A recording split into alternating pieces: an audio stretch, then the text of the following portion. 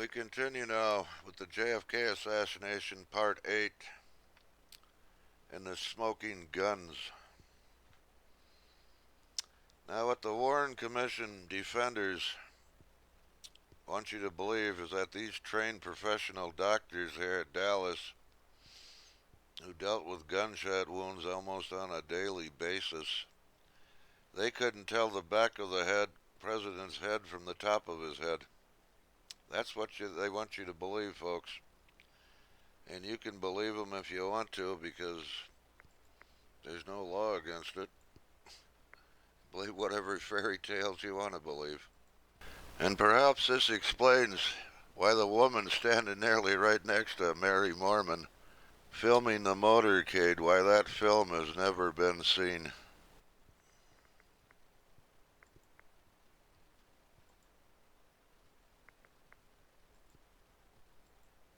Yes, Lee Oswald certainly looked guilty of a lot of things in this case. But when you look at his demeanor, it's either one of two things. He was either guilty in covering it up, or he had infiltrated a plot to murder the president and got caught in the middle as the patsy. One of the two things happened here.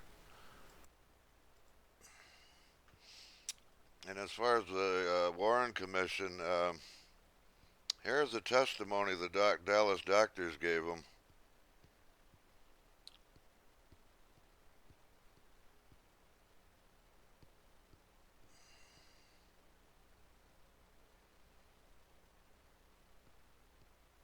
The FBI agents that were present there at the autopsy reported, as well as surgery of the head area, namely in the top of the skull.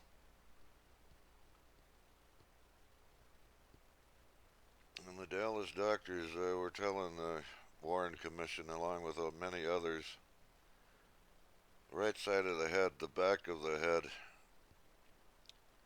posterior skull occipital region, right posterior part, and on and on and on, every single one of them.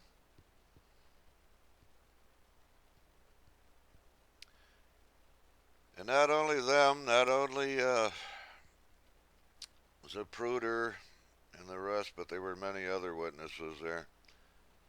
The Newmans. Here's a couple more.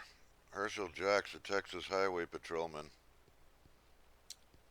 Before the president, a body was covered. It appeared that the bullet had struck him above the right ear near the temple.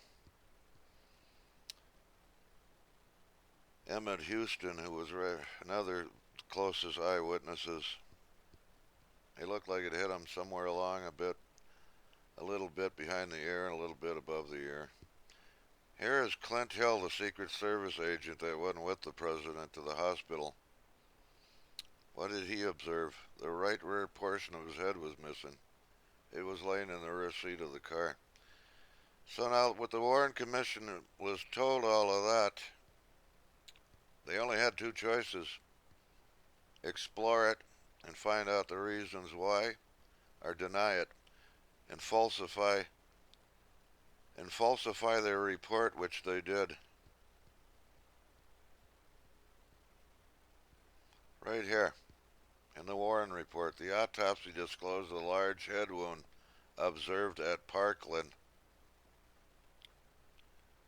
Pure forgery. That's a falsification. That's what they've gotten away with.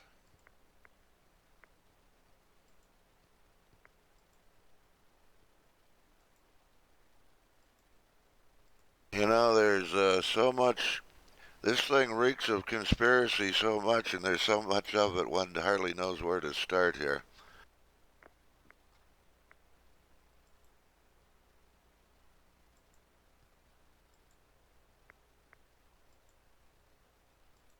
Well, let's start with the Warren Commission and their report.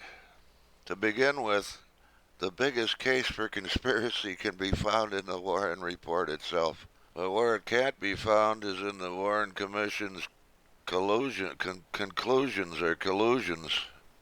that you won't find a breath of it.